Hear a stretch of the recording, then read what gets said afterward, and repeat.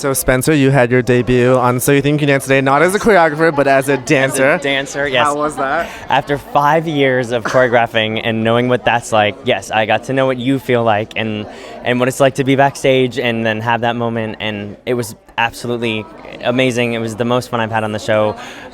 You know, it was not the circumstances you'd want to dance in, and it was crushing for Curtis, and we didn't really find out until yesterday. But even before yesterday, I was having the best week with this group. I walked into the room in rehearsals, and like instantly I looked at them all, and I was like, this is going to be incredible. So I've enjoyed this week more than I ever had before.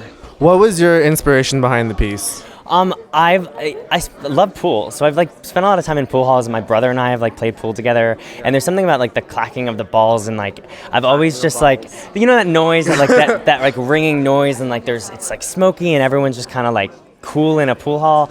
So I knew that was going to be a piece, and then this song is actually from Across the Universe, and I was in that movie, so I've known the soundtrack for a long time, and I recently was re-listening to it, and the ideas just clicked.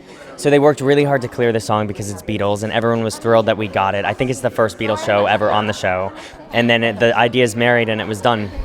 Nice. And then how did it feel to be with the judges telling you that they couldn't take their eyes off you?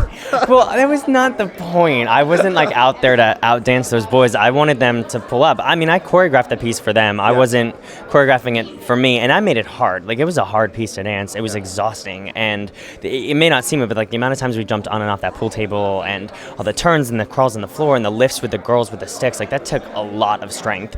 So I think those two boys killed it, and I think that the three of us were awesome out there, and Curtis was actually doing amazing in the number, and I was so psyched about the three of them, and I'm so bummed that America didn't get to see him do this, because I think this was one of his best pieces he would have been in.